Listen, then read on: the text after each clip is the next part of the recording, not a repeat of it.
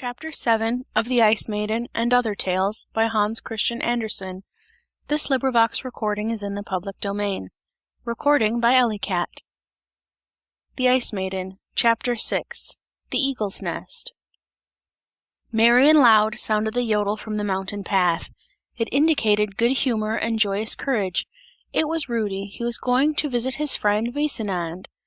"You must help me, we will take Ragli with us. I am going after the eaglet on the brink of the rock."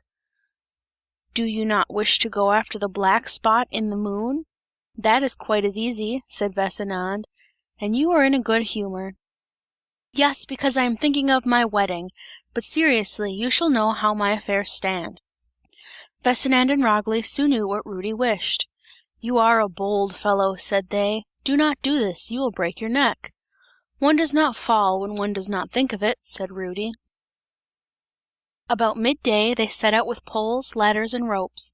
Their path lay through bushes and brambles, over the rolling stones, up in the dark night. The water rushed beneath them, the water flowed above them, and the humid clouds chased after each other in the air.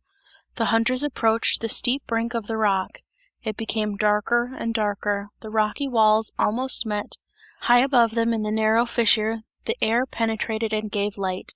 Under their feet was a deep abyss with its roaring waters. They all three sat still, awaiting the grey of the morning, then the eagle would fly out. They must shoot him before they could think of obtaining the young one. Rudy seemed to be a part of the stone on which he sat. His rifle placed before him, ready to take aim, his eyes immovably fastened on yon high cleft which concealed the eagle's nest. The three huntsmen waited long. A crashing, whizzing noise sounded high above them. A large hovering object darkened the air. 2 rifle barrels were aimed as the black eagle flew from its nest.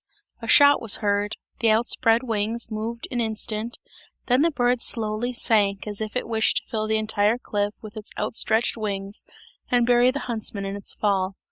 The eagle sank in the deep. The branches of the trees and bushes cracked, broken by the fall of the bird. They now displayed their activity. 3 of the longest ladders were tied together. They stood them on the furthest point where the foot could place itself with security, close to the brink of the precipice. But they were not long enough. There was still a great space from the outermost projecting cliff, which protected the nest. The rocky wall was perfectly smooth. After some consultation, they decided to lower into the opening 2 ladders tied together, and to fasten them to the 3 already beneath them. With great difficulty they dragged them up and attached them with cords. The ladders shot over the projecting cliffs and hung over the chasm. Rudy sat already on the lowest round. It was an ice-cold morning, and the mist mounted from the black ravine. Rudy sat there like a fly on a rocking blade of grass, which a nest-building bird has dropped in its hasty flight, on the edge of a factory chimney. But the fly had the advantage of escaping by its wings. Poor Rudy had none, he was almost sure to break his neck. The wind whistled around him, and the roaring water from the thawed glaciers, the palace of the Ice Maiden, poured itself into the abyss. He gave the ladders a swinging motion, as the spider swings herself by her long thread. He seized them with a strong and steady hand, but they shook as if they had worn-out hasps. The 5 long ladders looked like a tremulous reed, as they reached the nest and hung perpendicularly over the rocky wall. Now came the most dangerous part. Rudy had to climb as a cat climbs, but Rudy could do this, for the cat had taught it to him. He did not feel that Vertigo trod in the air behind him and stretched her polypus-like arms towards him. Now he stood on the highest round of the ladder and perceived that he was not sufficiently high to enable him to see into the nest. He could reach it with his hands. He tried how firm the twigs were, which plaited in one another formed the bottom of the nest. When he had assured himself of a thick and immovable one, he swung himself off the ladder.